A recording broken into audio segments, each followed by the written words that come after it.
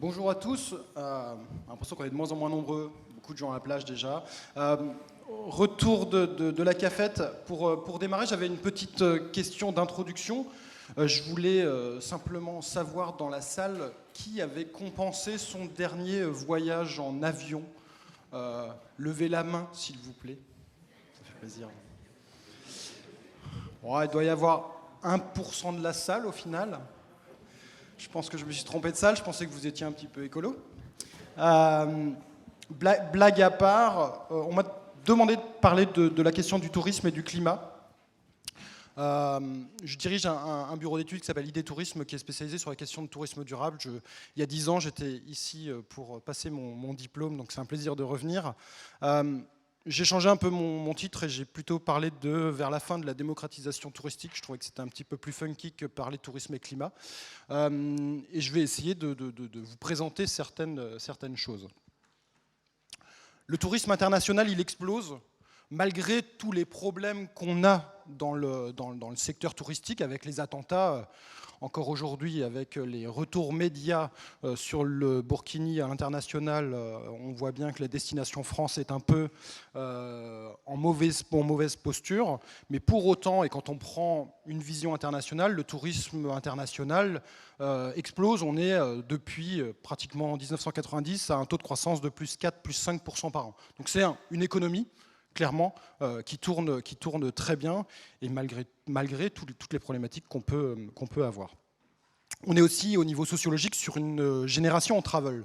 Ma génération, notre terrain de jeu, au final, pour voyager, c'est la planète. On n'est plus sur simplement, je vais aller passer un week-end ou une semaine à Paris, mais on a vraiment cette vision parce qu'il y a une complètement démocratisation de l'aérien, du low cost. On peut voyager hyper facilement. Encore dernièrement, il y a une compagnie low cost qui a décidé de lancer un Lyon Reykjavik en Islande à une centaine d'euros. Donc on peut se poser quand même la question qu'on est sur une génération complètement orientée vers le voyage et vers le déplacement, mais pour autant, le déplacement et l'aérien, on va le voir, ça a quand même des impacts sur la question du climat. Voilà le schéma qui montre ce taux de croissance du tourisme international depuis le début du tourisme. Là, 250 millions de touristes en 1960. Les prévisions de l'OMT, l'Organisation mondiale du tourisme, c'est 1,8 milliard d'ici à 2030. On a passé le milliard de touristes internationaux, et je parle simplement des touristes internationaux et pas non plus des touristes intérieurs qui restent et qui voyagent dans le pays, qui sont très importants, par exemple, comme chez nous en France. Donc on est quand même sur quelque chose d'assez énorme.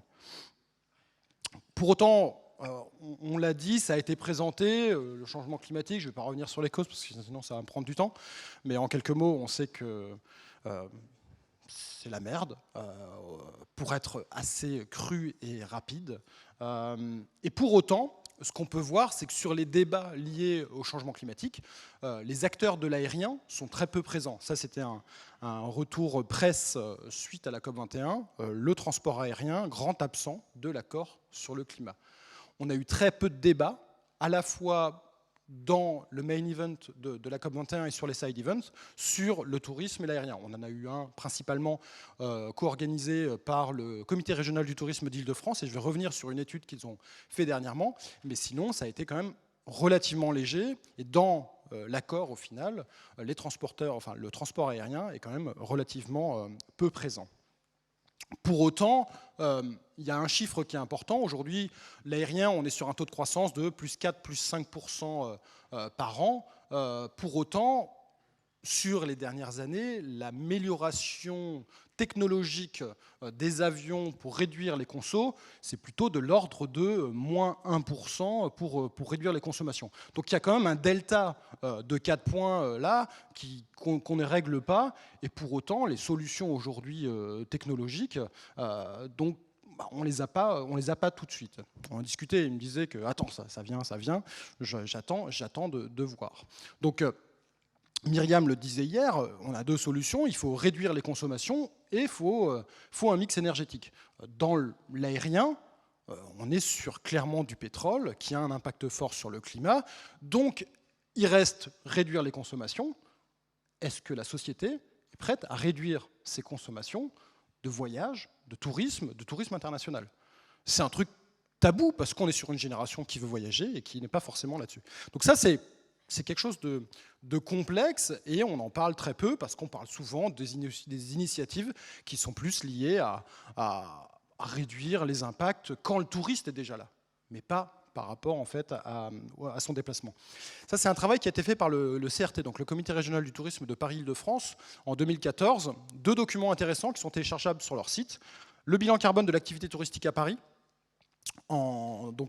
très récemment, et derrière, c'est des scénarios carbone prospectifs de l'activité pour savoir vers où on se dirige et quelles sont les solutions, à la fois sur des facteurs tendanciels, mais aussi sur du facteur 4 et voir comment on peut atteindre ces chiffres-là.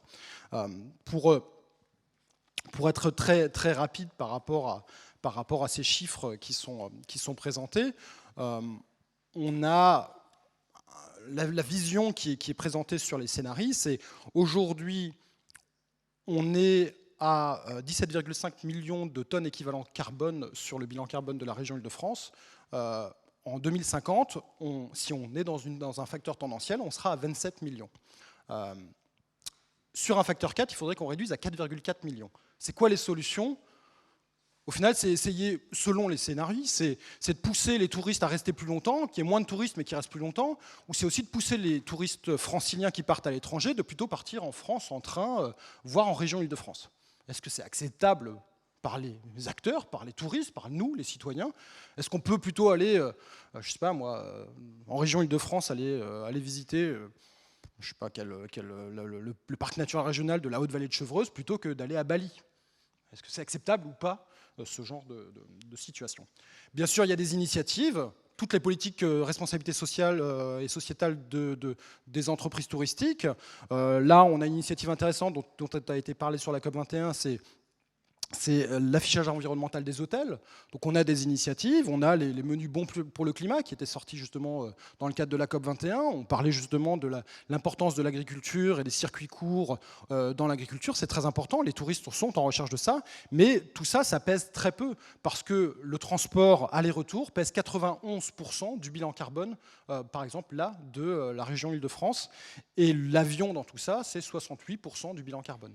Donc au final, on peut parler de plein de choses, mais ce qui est important, ça va être ce sujet-là. Donc est-ce qu'il y a d'autres alternatives aujourd'hui ? J'ai pas forcément de grandes solutions, malheureusement, mais je vais vous présenter 3 pistes. La première, c'est la question de l'exception. Le tourisme, c'est hyper important au niveau social, au niveau économique, 7% du PIB en France. C'est aussi important dans l'ouverture sur l'autre. Si plus personne ou de moins en moins de gens peuvent voyager, il y a quand même un vrai risque sur l'humain, sur la rencontre, sur le fait de comprendre les autres cultures, et on le sait actuellement encore plus, à quel point c'est important de connaître l'autre. Donc est-ce qu'on se dit, le tourisme c'est tellement important, et si on le fait de manière bien sur la rencontre, sur l'échange et tout ça, c'est tellement important qu'on va devoir garder ça, et limite, on veut dire, il faut faire des efforts sur d'autres secteurs. Ou, il y a la question de l'adaptation, et l'adaptation, ça va être très complexe, parce que là, on va devoir... Et on n'a pas le droit de le dire, mais il faut le dire. On va devoir réduire au final, peut-être, nos déplacements, repenser nos déplacements en avion. C'est-à-dire qu'un Paris-Toulouse, quand même galère en train, on le fera en train, parce qu'on aura une obligation d'intégrer en fait ces enjeux-là. C'est l'adaptation au niveau local, bien sûr, des hébergements, pousser les hébergements, peut-être donner ce fameux prix au carbone, et si la tonne de carbone elle passe à plus de 100 € et qu'on l'impute directement sur le consommateur et sur les prix, eh ben, quand on fait Paris-New York aller-retour qui est à 1,5 tonnes, eh ben forcément le prix va augmenter de 150-200 €. Et enfin, la dernière solution, c'est ce qu'on a aussi vu pendant ces 2 jours, c'est très lié à la révolution technologique. Est-ce que Prince, roi, Elon Musk, je sais que Myriam, on n'a pas le droit de parler de lui, mais est-ce que lui va nous sauver avec Hyperloop ou d'autres solutions technologiques ? Ou est-ce que Solar Impulse va pouvoir demain embarquer 500 ou 800 personnes? C'est la question, c'est compliqué. En tout cas, on va forcément devoir trouver un mix entre ces 3-là. Merci.